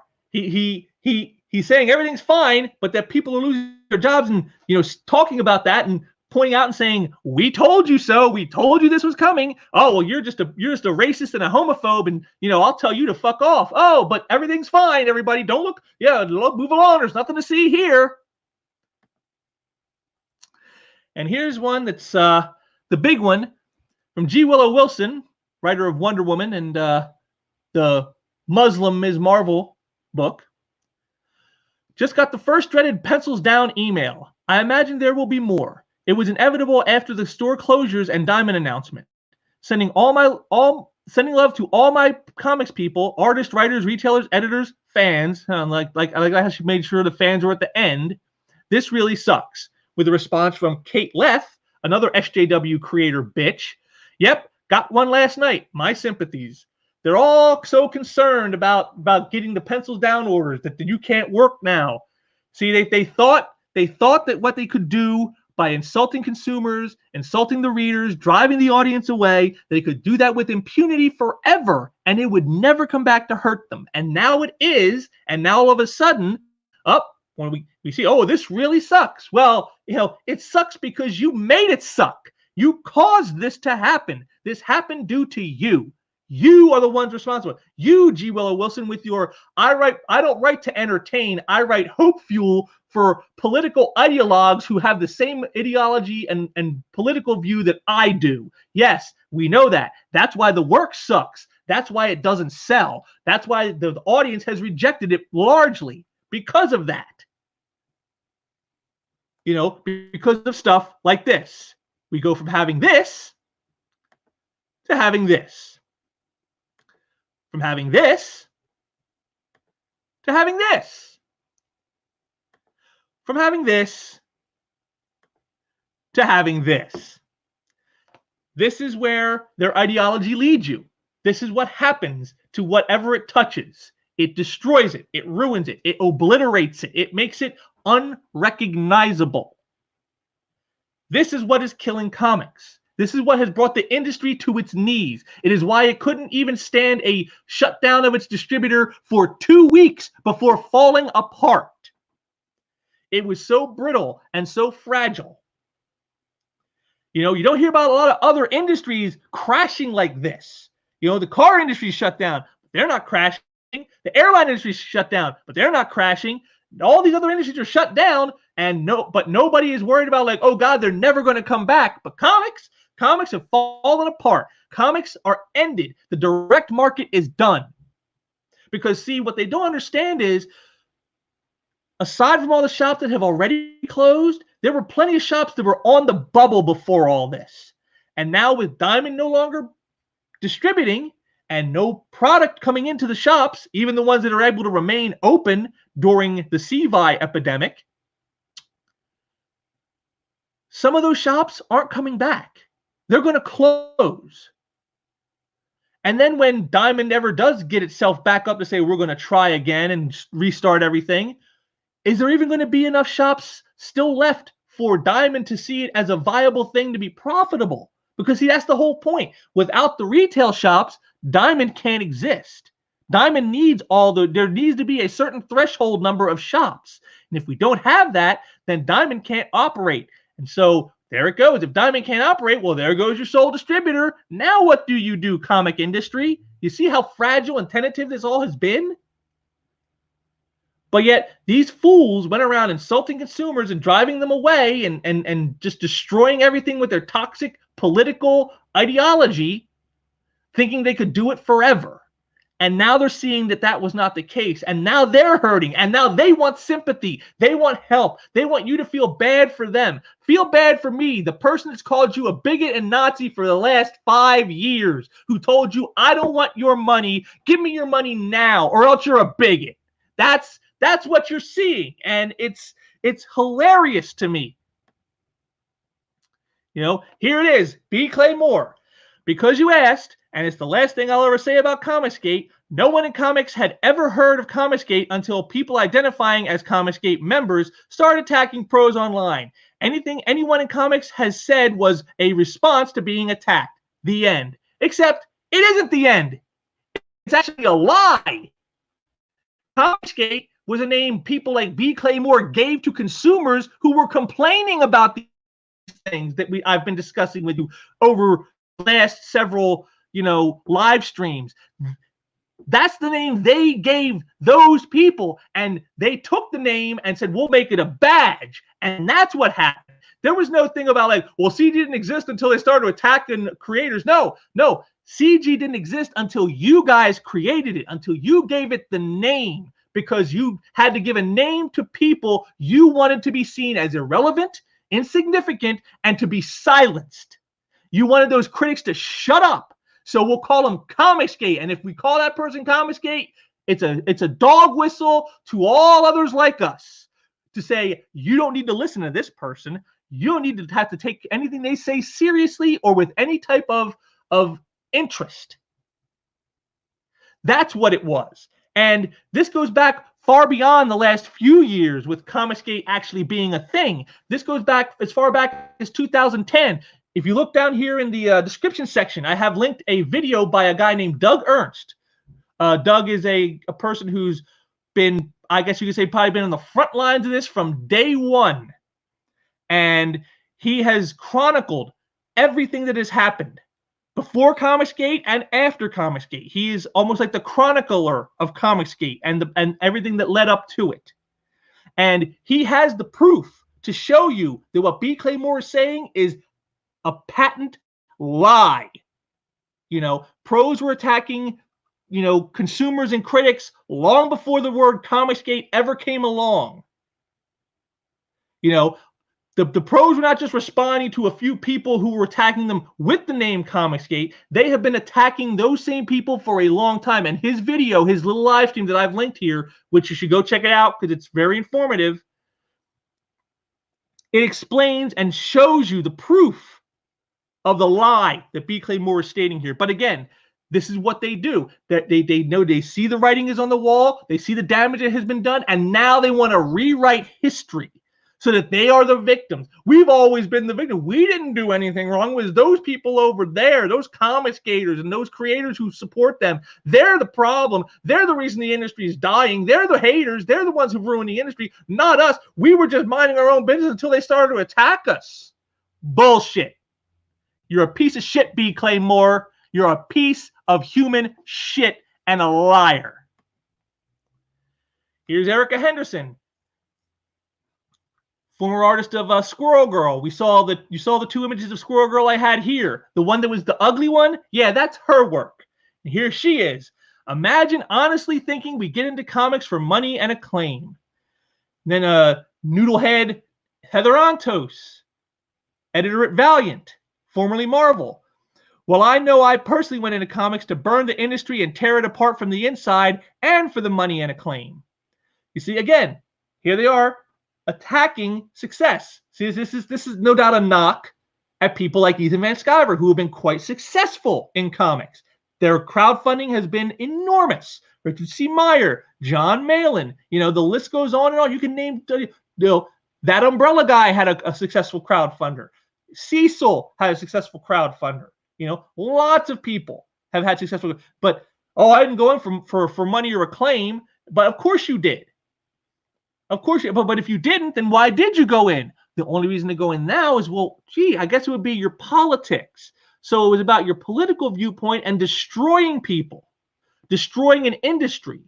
Is that what you want to admit to now, Erica? Because the end is nigh. Because the end is not as nigh, it's here.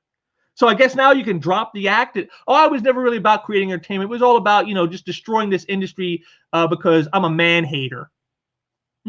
Okay, if that's the way you want to go, I guess. Here's everyone's favorite fake holiday, Kwanzaa. Good old Kwanzaa. I'm not absolved of this, so in stating this publicly, I'm holding myself accountable as well. Amidst the CVI pandemic, everyone who loves comics might do well to completely press ignore on comics taint and its cult leaders. Their warped worldview has shown its ugliest side, conflating comic shops' struggle to survive as we're all quarantined with their bigoted culture war. They've stumbled upon a catchy hashtag as usual, but the premise of it is demented and obnoxious. Perhaps because they're bitter at being quarantined from the industry they claim to care about but don't actually contribute to. Their leaders are attention whores, spoiled children lashing out for any recognition, even if it's negative. Again, this classic projection from fake Holiday himself. My dude, if you projected anymore, we could screen you on IMAX theaters. That's how big a projector you are. Everything he said here is the truth about those like him. They are the ones who have done this. They are the ones. But at least he admits a few things. First of all, he admits that quarantined from the industry they claim to care about. So he's admitting gatekeeping. We're keeping people out. We're keeping those people out. That's what we're doing. So at least he admits to that. But all of it here is them. They are the ones who are lashing out. They're the ones with the warped worldview. They're the ones who have been instituting a culture war for years. They are the ones who crave the attention and recognition, even if it's negative. This is what they do. This is what they've been doing. And it's why they've driven the audience away. It's why sales have tanked. It's why the industry is now dead. It's why it will never be as it was before. Because of people like fake Holiday. Here's Layman again. The glee comic scares are taking with the virus-related death of the comics industry is gross, even for them. Coming from Layman about something being gross, this scumbag? Wow, that's irony so heavy it couldn't be heavier if it was made from actual iron. No, comic skaters aren't taking glee in the death of the comic industry. They're taking satisfaction because they told you this was coming and you laughed at them and ridiculed and ignored them. And a catharsis for all the years of them being called bigots and Nazis and we don't want your money. And now you scumbags are scrambling to find a way to save yourselves from basically the loss of your entire career when it didn't have to be that way. That is what they're taking the glee in. They don't want shops to close. They don't want the industry to die. But you have created such animosity within them that they can't help but take satisfaction seeing fuckwads like you, John Layman, and Kwanzaa, and Gail Simone, and Ron Mars, and Patrick Zurcher, and B. Clay Moore, and all Donnie Cates, all the rest of you fucktards. They can't help but take satisfaction in knowing that while they may lose the industry they've loved, that you get flushed down the toilet with them like the turds you are. That is their solace. That is their catharsis. That is what the glee comes from. Not from the death of the industry, but knowing that you guys have lost everything too. Because if anyone deserved to, you guys do. Here's Tamara Bonvillain, again, another colorist, another scumbag. Making a lot of additions to the block list today. Do what you want, but I don't really want to get in the weeds with CG people about shit I know and experienced firsthand. Rather just never have to hear their dumbass opinions again. As if he, because this is a trans person, as if he ever listened to them in the first place. They never listened. It's why the industry is where it is now. And it's this attitude that hastened that destruction. Don't act as though you ever listened. Don't act as if you ever thought their opinions had merit. You never did. You weaponized your identity to silence them. And when that didn't work, you block them. That's what you do.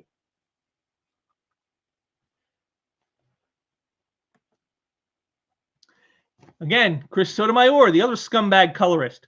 Only the shittiest people revel in today's crappy comic news. What's happened? CG relishing the people are out of work. They're disgusting. No, they're not relishing people being out of work, Chris. They're relishing fuckhead SJW assholes like you being out of work. Believe me, all those secretaries and janitors and people working in the publishers and in the distributors, they feel bad for those people because they didn't ask for this. They didn't want this. They didn't deserve this. But you deserve it. You and all those who think like you with your toxic identity politics ideology. You deserve this. If there was a way to just flush you fuckwads and keep all the rest, believe me, all of us, Comicsgate and anyone who is just against you assholes, we would all gladly accept that option if it were available to us. We would say, yes, let's get rid of these ass monkeys who are only identity politics scumbags and keep all the rest. We would gladly do that. We would gladly do that. But unfortunately, that's not an option. And the only way to be rid of you, it seems, is for the industry to die, which is what it has done, thanks to people just like you. Congratulations. Here's Soy Boy Donnie Cates again. It's so odd to see people who claim to love this art form declare that it's dying every day. Just support what you love and stop worrying about the sky falling. We're doing fine, I promise. Except you aren't, are you, Donnie? You're not. You're not doing that. That's why you're screaming at Hollywood, you got to save us. You got to give us some of your multi-millions, you rich people. Never mind if you had treated the consumer with more respect, maybe you wouldn't be in that position. Maybe you wouldn't have to look to other narcissists like yourself, Donnie, to save your worthless ass. But of course, no, we couldn't have done that because that would mean that we would have to accept objective truths that we don't want to believe are true anymore. We want you to believe our truth. And so rather than put aside our political beliefs and do our jobs, instead we're going to attack the consumer base and drive them away. And then when things fall apart, beg for someone else to save us. You've got what you deserve. And here's Donnie's final thought. Final thought. If you find yourself celebrating the potential loss of small businesses and people's entire livelihoods due to a global pandemic that is killing thousands, please ask yourself if that is the kind of person you want to be. Have a good night, everyone. Stay safe.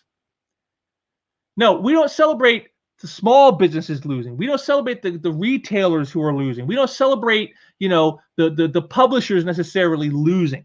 We celebrate assholes like you losing, Donnie Cates. Assholes like all the people I've shown here today. We celebrate you losing because you deserve to lose. People who destroy their audience, who destroy their consumer base, deserve to lose. And that's what you've done. And we will gladly celebrate that. Because it's what you deserve. You deserve to be mocked and ridiculed for not listening to reason when you had the chance. So, with all of this, I end it on the most cogent point made ever by this guy, John Smith. And again, I'll just read it out to you all. No matter how condescending you are, if the fans don't buy, then the retailers don't buy, and the publishers won't hire you. Please the fans or move or lose your job. That's how it works. Comics are a dead medium anyway. DC will be the first to shut down if AT&T has anything to say. There it is. There it is. This is a post I got from a couple months ago, and it's almost like a prophecy that's come to pass, isn't it? John Smith called it. If fans don't buy, retailers don't buy. If retailers don't buy, the publishers don't hire you. And that's exactly what we've got. Readers aren't buying, so retailers aren't paying distributor, distributor isn't paying publisher, and publisher is laying off creators. There it is. It can't be stated any more succinctly than that. So I guess this is all that's really left to say in the face of all that. Rest in peace, comic book industry. You had a good long run of over 80 years, but, all good things and even all not so good things, I guess, must come to an end. And to all those creators who I've shown here, and even more who I didn't, who are also in the same mindset as those types, here's your future. Enjoy it, because I guarantee you, all of us readers certainly will. Outside of the few sycophants who also espouse to your toxic ideology, all of us normies will no doubtedly love watching you live this way, because it's what you deserve. You've brought this upon yourselves.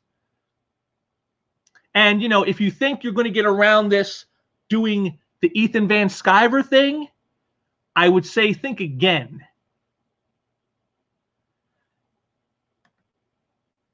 You know, because as I'm going to show you here, it's not going to work the way they think it's going to work.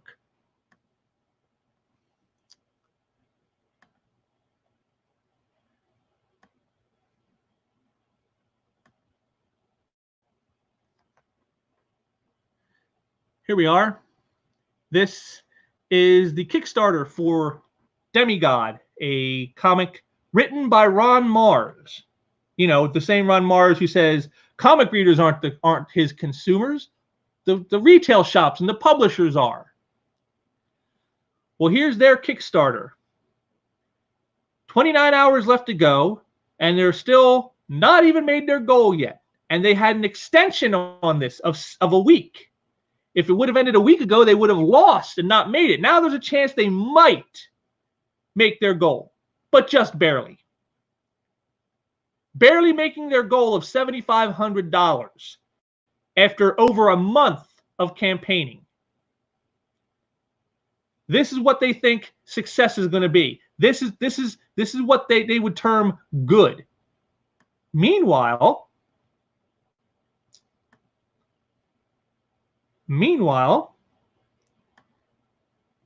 there are others who can show you otherwise.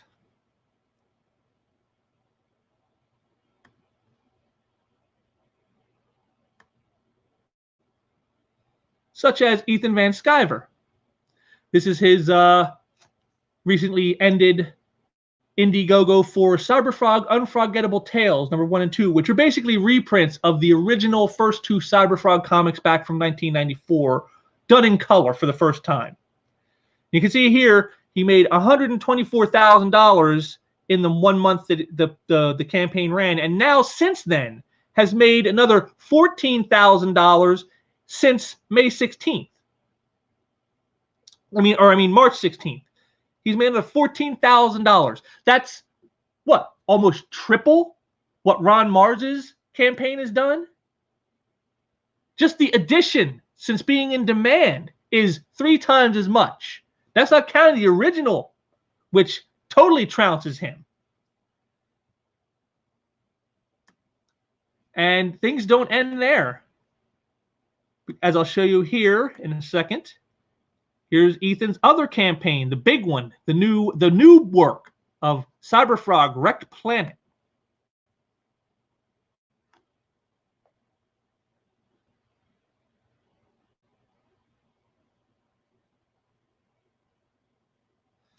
$454,000, nearly $500,000 in less than 3 weeks.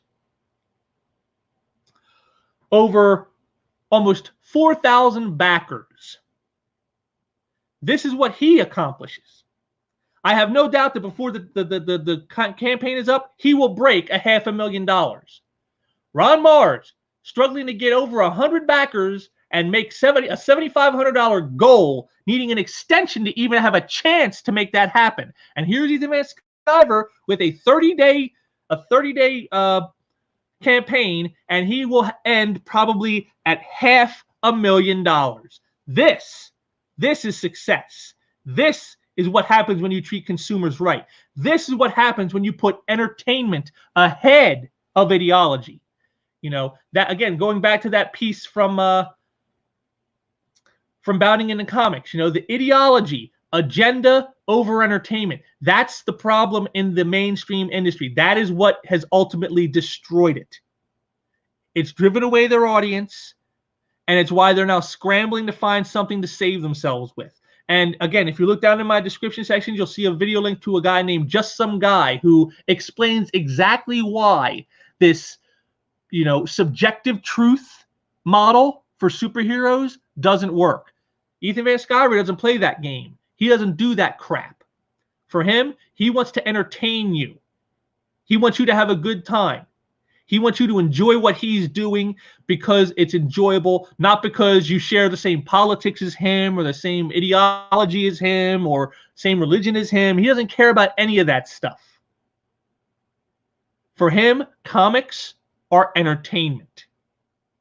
And that's the difference between him and those like him and all the rest who feel that comics are political. Comics are a propaganda tool. Comics are about expressing an agenda. And the sales show that.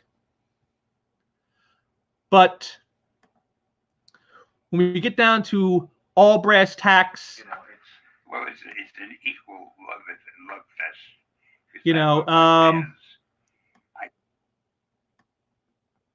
When we get down to the brass tacks of everything, I'm just going to end all this with a video I found with the late Stan Lee, which I think spotlights to the core why comics have fallen like they have right now versus what they used to be. And I'm just going to let this run, and you can see for yourselves. We got, again, the fans love your sense of humor, and you know, it's an equal love fest because I love my fans. I cannot tell you how much I love my fans. They sometimes at night I'm sitting here and I'm thinking, what's it all about, you know? And then I get a letter from a fan, or I read something, or I see something, or I remember something, and I realize it's so lucky to have fans who really care about you. And that's the reason I care so much about the fans, because they make me feel so great. And there's something, if you think about it, that is wonderful about somebody caring about you as I care about them, whom you've never met, who may live in another part of the world, but they care and you have something in common, and occasionally you contact each other. And this business of fans, I think, is terrific. And I love them all. And there you go. That's a man who understands. That's a man who gets it. He always did. That's what's missing in the industry today. And that's why the industry has died. It doesn't have ambassadors like Stan Lee anymore. It doesn't have people who believe like Stan Lee does. They've driven those types of people out. They've pushed them away. They've told them they're irrelevant. They told them they're bigots. They told them they're haters because they won't get with the modern woke politics of the day. And I don't know. Like I said, we come back to the question that I have on this entire thing, which is, you know, the death of the comic industry, preventable tragedy, or a mercy killing. And I guess having looked at all this stuff, seen everything that I've shown you here, and not just on this live stream, but on all our other ones, talking about the other facets, which I felt everything has been building to this. I think it's a little bit of both. It could have been prevented. It didn't have to turn out this way. But the people at the top, the people creating, the people who should have cared more than the fans, more than the readers, didn't. And, you know, that's what's brought us to where we are. It's why the industry has collapsed and will never be the same again. So all the talk about, oh, just wait till Diamond starts up again, it'll all be fine. No, it won't be. Something has been lost. It's been lost a long time. And now we're seeing the results of that loss. And these people who played a direct hand in it are now scrambling to rewrite history so that they can expunge their culpability. Say, I didn't do this. It's not my fault. It's the fault of those people over there. It's the fault of the industry's bad practices. It's the fault of a distributor becoming a monopoly. It's the fault of toxic fandom. It's the fault of all these things, but it had nothing to do with me. The fact that I was toxic, the fact that I destroyed icons, the fact that I didn't care about entertainment as much as I cared about pushing agenda, that had no bearing on it. Calling the consumers bigots and Nazis and saying, I don't want your money, that played no part in this. Here, let me go and delete all my tweets where I did that so I can then act virtuous and say I was just a harmless victim of a virus that, killed an industry. But the truth is known. I've been spotlighting it here on this channel for the last few months, and others long before me. Doug Ernst, That Umbrella Guy, Just Some Guy, Ethan Van Sciver, Richard C. Meyer, tons of people, Captain Cummings, tons of people have been exposing this for a long time. And they were sounding the bell, and they didn't want to listen. And now we are where we are. And, while people like Donnie Cates and others are saying, John Layman, saying that it's disgusting, the catharsis that those people are having at seeing what's going down go down, it's on their heads. And they know it. But just like with the fact that industry collapsing, they first denied it, they deny this too. That's how it always goes. We've seen denial, we've seen anger, we've seen bargaining. What's the next step? Well, of course, the next step is depression, which I'm sure will be coming sooner than later. You're just going to start seeing, lots of creators, these SJW types, whining online about, oh, it sucks, it's so hard, I can't make my bills, I don't know how I'm going to pay my rent, I don't know how I'm going to feed myself. You're going to see the depression set in. And then will come acceptance. But by the time they get to that point, it'll already be too late. As I said, comics as it has been is over. The last 40 to 80 years, that model is done. It's not coming back. And if it tries, it won't be the same. Never will be the same again.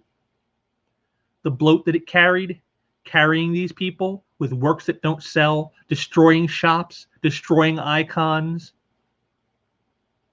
Yeah, the industry that returns, if it returns, won't be like that again. And maybe that's a good thing. But it's still sad. It's still sad to see happen because, I've been fortunate. This industry has been a part of my life for over 3 decades. I've been reading. I was letter hack in the 90s, in the letters columns, one of the last of the old school letter hacks. I've worked comics retail for 12 years on shops on both coasts of the United States. I've been part of shows. I've done reviews and commentary online. And currently, as you all know, I sell artwork on behalf of some comic artists. I even found my wife through comics. It's given me so much. And so it hurts me to see it come down like this. It's not something, I take joy in, despite what people like Layman and Kate say. I take no joy in it. But they are partly responsible for why it's ending, whether they want to accept that or not. And I will never forgive them for what they've done. Because on top of all of what I've said here, I had a dream once of perhaps owning my own comic book shop. A dream that now it's never going to happen. They destroyed the model that was necessary to make that happen. So in essence, they destroyed my dream. And that's something I will not be forgetting. So when the industry comes back in whatever form it does, they need to know that the readers have long memories. We know what you did. We know what you said. We know what you called us and how you defamed us. And we will not forget. So when you're out there begging for us to support your crowdfunding efforts, or if you're one of the lucky few who will still have a job at a publisher that still manages to somehow stay afloat, remember that we will remember what you did. And all of this is on your head. You created the animosity. You created the hatred because of your political views, your desire to put your truth ahead of the truth, to put your agenda ahead of entertainment, of putting yourself and your narcissism ahead of servicing the people you needed to keep your industry viable. And as long as I live, I will be here to remind you of that loudly and often. And I hope others will do the same. That about covers it, I guess. I want to thank you guys for stopping in on this. Technical glitches and all aside. Let's just hope moving forward we can help make a better industry, that we can rise from the ashes of this and into something better, because the readers certainly deserve it. And I hope to be a part of that. I hope you'll be a part of that, and that you'll join me here from time to time to indulge in it as well. So thank you all for stopping by. Be sure to smash that subscribe button here, and so you can keep up with all the goings on around here that I have going. And until next time, be safe and take care. See ya.